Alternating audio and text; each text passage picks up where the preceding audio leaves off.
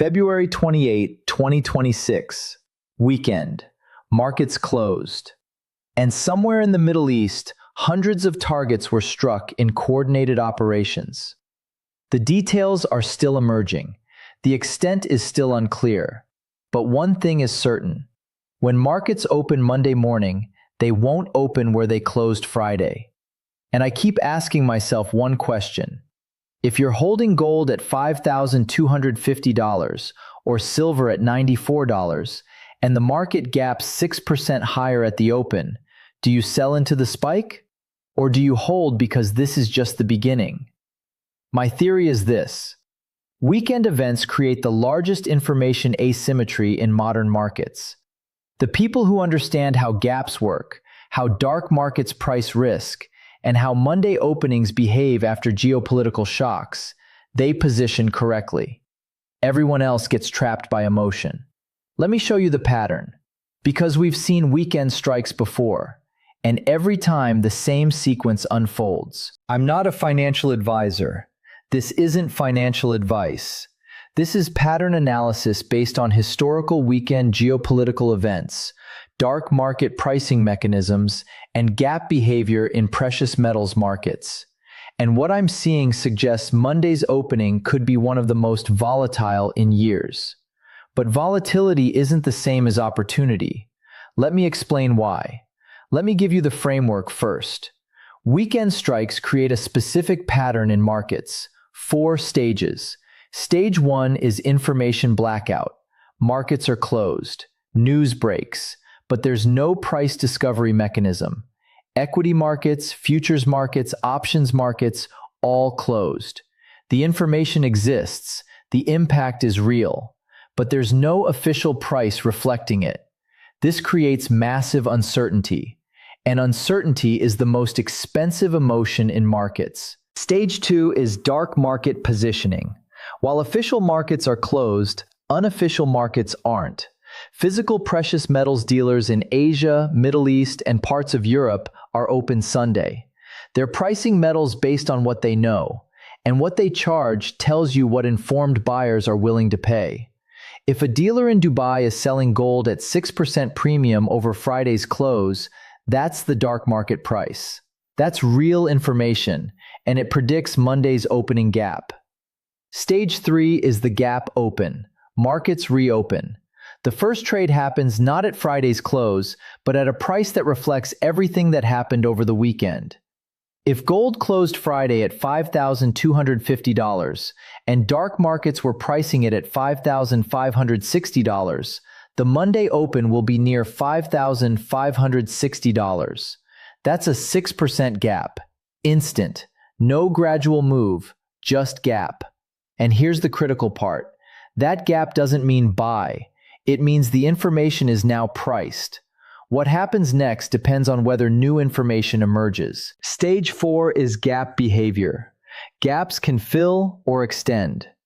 If the weekend event is contained, if no new escalation occurs, if diplomatic signals emerge, the gap often fills partially. Gold might gap to $5,560, trade down to $5,400 by midday, and close at $5,450. The gap filled 50%. That's profit taking.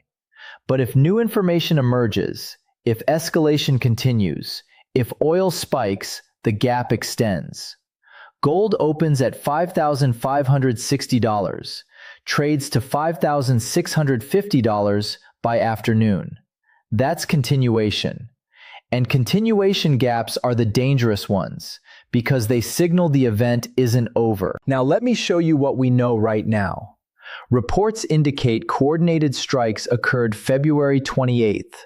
Multiple targets. The scale suggests this wasn't limited action, it was comprehensive. And here's what matters for markets. Comprehensive operations don't end in one night. They either achieve objectives quickly, leading to containment, or they trigger responses, leading to escalation. We won't know which until we see how the next 48 to 72 hours develop. According to available information, there's uncertainty about key leadership status. Residences were targeted. but confirmed outcomes aren't clear yet. And this is where market psychology gets complicated. Uncertainty about leadership creates two possibilities. If leadership is confirmed safe and functional, markets might interpret that as operation didn't achieve maximum effect, conflict could continue. Bearish for equities, bullish for safe havens. If leadership status remains unclear, markets might interpret that as maximum effect achieved, regime change possible, conflict could end quickly. Bullish for equities, bearish for safe havens. Same information, opposite market reactions.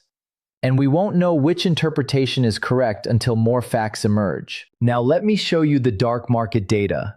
This is critical for understanding Monday's gap. Physical gold dealers operating Sunday in Asian and Middle Eastern markets are reportedly pricing gold at approximately 5.5% to 6.5% premium over Friday's New York close. That suggests a Monday open around $5,550 to $5,600.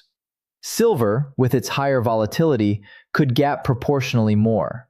If the gold-silver ratio holds at 56-1 and gold opens at $5,560, silver should open near $99.30. That's knocking on $100. But here's the key question. Is that the high? Or is that the launch point? Let me show you historical weekend strike patterns, because this has happened before. Example 1. Desert Fox, December 1998. US and UK struck Iraq over a weekend. Markets opened Monday with equities down, gold up moderately. But within days, the operation concluded, markets reversed, and safe haven premiums faded. The lesson? If operations are short and decisive, gaps fill quickly. Example 2. Assassination of Soleimani, January 2020. Strike occurred on a Friday. Markets opened Sunday evening, futures, with gold gapping from $1,520 to $1,588. That's a 4.5% gap. Then it extended to $1,613 within days. Why? Because Iran signaled retaliation. The gap didn't fill, it extended. And gold didn't peak until Iran's response occurred. The lesson? Gaps extend when retaliation is expected. Example 3.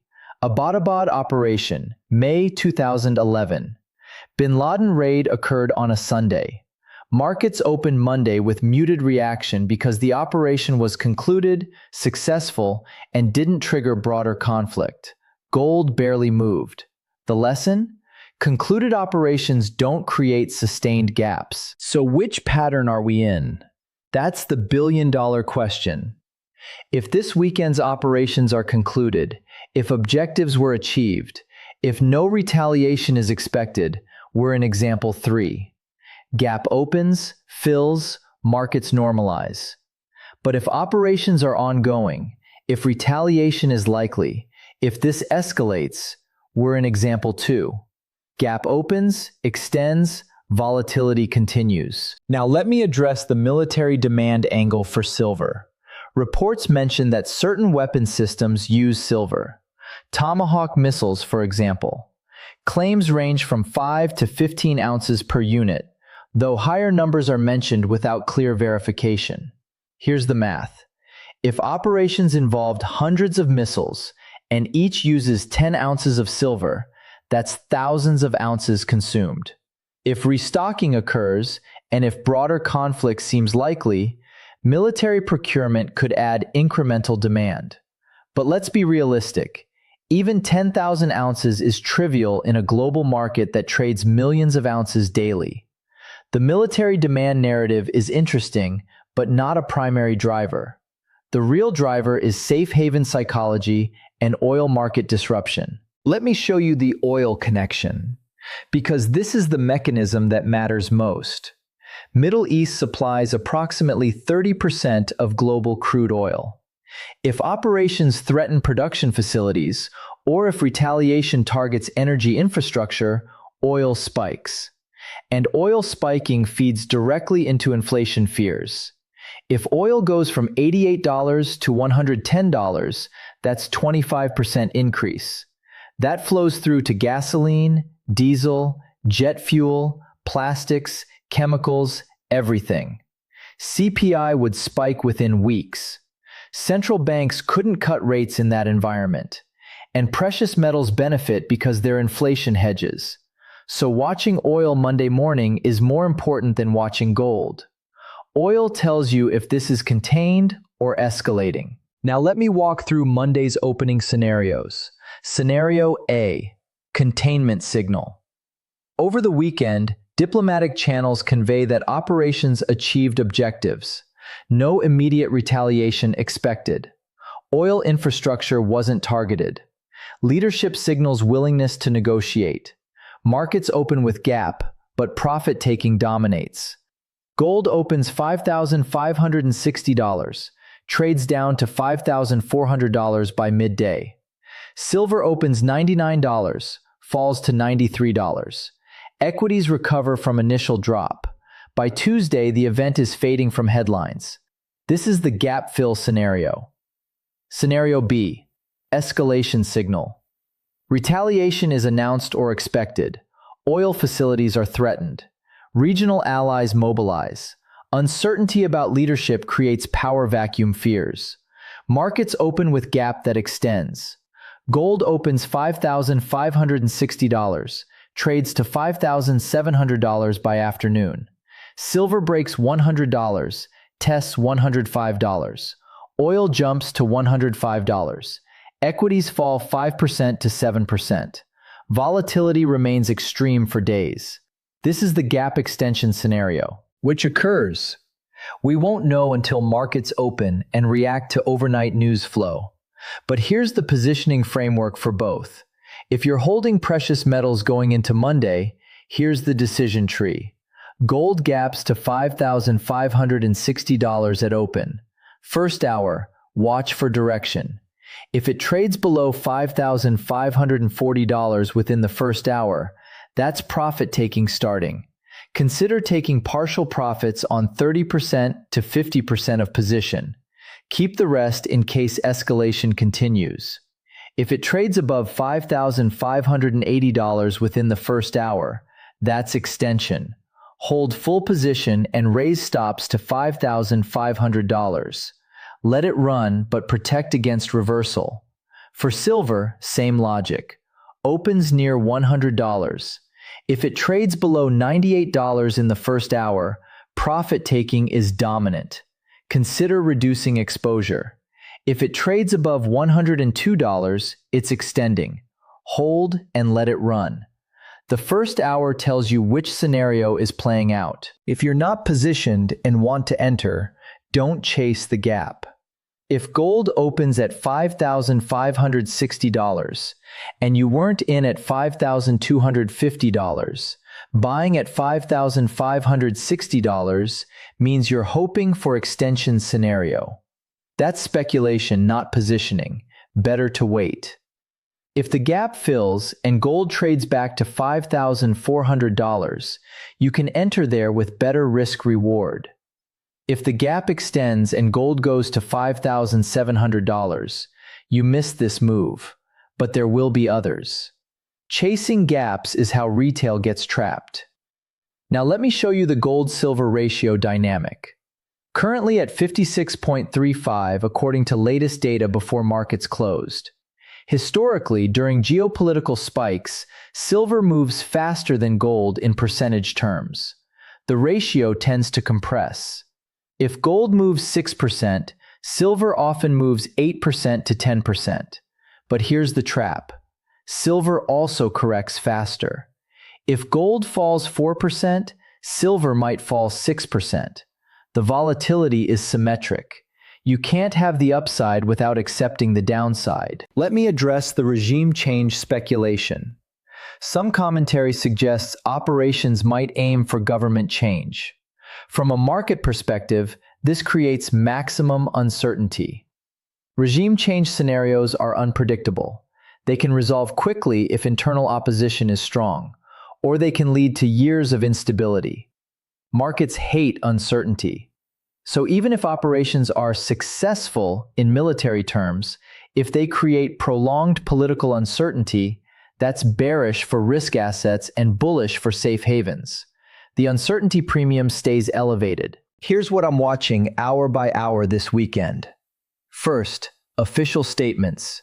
What do involved parties say? Are objectives claimed as achieved? Are responses threatened? Second, oil market signals. Are facilities being threatened? Are shipping routes affected? Third, diplomatic activity. Are allies calling for restraint? Are negotiations starting? Fourth, dark market pricing updates. Are Asian dealers raising premiums further or stabilizing? Fifth, futures markets. U.S. markets are closed, but Asian futures markets can give early signals Sunday evening U.S. time. Now let me show you the technical levels that matter for Monday. Gold. The gap likely opens between $5,550 and $5,600. Resistance immediately above is $5,650, then $5,700. If gold breaks and holds above $5,700, we're in escalation scenario. Support below the gap is $5,500, then $5,450. If gold falls below $5,450 on Monday, the gap is filling, and containment scenario is likely. Silver. Gap likely opens $98 to $100. Resistance at $100 is psychological and technical. Break above $100 with volume suggests extension to $105, then $110. Support below gap is $96, then $93. Below $93, the gap fill is complete. Oil. Friday close was around $88. If oil opens above $100, that's extreme escalation signal. If it opens $92 to $95, that's moderate escalation. If it opens below $92, markets think operations don't threaten supply. Watch oil more than gold. Oil is the leading indicator. Here's the risk management framework for Monday. First, expect gaps. Don't place limit orders over the weekend expecting to get filled at specific prices. The market won't trade there. It will gap over your order. Use market orders cautiously, or wait for first hour to see where prices settle. Second, expect volatility. The first hour could see $50 swings in gold, $5 swings in silver. That's not unusual after weekend events. Don't panic on the first dip. Don't FOMO on the first spike. Third, watch correlation. If gold gaps up but equities don't gap down, that's telling you something. It means markets don't think this is major escalation. If gold gaps up and equities gap down hard, that's fear. Positioning should reflect which signal is stronger. Fourth, use stops but understand they might not protect you. If you have a stop at $5,500 on gold and the market opens at $5,560, you're filled at $5,560. The stop didn't save you, it just executed at a worse price. So stops help in normal volatility, but not in gaps. True protection comes from position sizing. If you can't afford a 6% adverse move, your position is too large. Now let me address the uncertainty around leadership and residence targeting. Reports suggest key residences were struck, but confirmed status is unclear. From a market psychology perspective, this creates a Schrodinger's cat scenario. Until confirmation, both possibilities exist, and markets will price the probability-weighted outcome. If markets assign 60% chance to leadership intact, retaliation likely, and 40% chance to leadership disrupted, quick resolution, the initial pricing will reflect that 60-40 split. As information clarifies, the probabilities shift, and prices adjust violently. Here's what concerns me about Monday. Weekend events create information vacuums. and information vacuums get filled with speculation. Social media will be full of claims, rumors, and unverified reports. Markets will react to this noise before officials confirm anything. So you'll see prices swing on rumors that turn out false. That's the danger of weekend events. By the time truth emerges, the damage to poorly positioned traders is done. Let me show you the longer-term view. Even if this specific event resolves quickly, the underlying geopolitical instability remains. This is the third major Middle East tension escalation in 6 months. That pattern suggests structural instability, not isolated incidents. And structural instability keeps safe haven premiums elevated even during calm periods. So even if gold corrects from Monday's gap, the baseline support level is higher than it was 6 months ago. The floor keeps rising. Here's the scenario I think is most likely, though I could be completely wrong. Monday opens with significant gap. Gold, $5,550 to $5,600. Silver, $98 to $100. Oil, $94 to $98. Initial volatility is extreme. First hour sees profit taking as traders who positioned Friday sell into the gap. Prices dip but don't fill the gap completely. By afternoon, if no new escalation is reported, prices stabilize 3% to 4% above Friday's close instead of 6%. So gold closes Monday around $5,450, silver around $97. That's partial gap fill. Then Tuesday through Thursday, markets await response signals. If none come, gap continues filling. If they do come, volatility resumes. But that's just one scenario. The alternative where this escalates significantly is equally plausible. And that's why position traders hold, but with tight risk management. And unpositioned traders wait for clarity rather than chase Monday's open. Here's what I'm not saying. I'm not saying buy Monday's gap. I'm not saying sell Monday's gap. I'm saying understand what gaps mean, how they behave, and position accordingly based on your risk tolerance and time horizon. If you're a long-term holder who believes in the structural precious metals thesis, Monday's gap is noise. You hold through it. If you're a trader looking for short-term profits, Monday's gap is treacherous. You could easily get whipsawed. The final thought. Weekend events create the ultimate test of preparation versus panic. The people who are prepared, who sized positions correctly, who have hedges in place, who understand gap mechanics, they navigate Monday with discipline. The people who aren't prepared, who are over-leveraged, who panic, who chase, they get destroyed. And Monday will separate those two groups clearly. I don't know what Monday brings. Nobody does. But I know the pattern. I know gap behavior. I know that first hour is critical. I know oil is the key signal.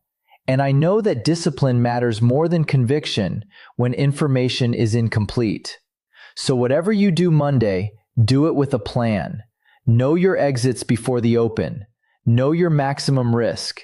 And know that volatility creates both opportunity and danger in equal measure. If you want real-time updates as Monday unfolds, subscribe. Because the pattern is active, the gap is coming. And how you navigate it determines whether you profit or learn an expensive lesson. The people who see gaps coming position before the weekend. The people who don't are about to get educated. Which group are you in?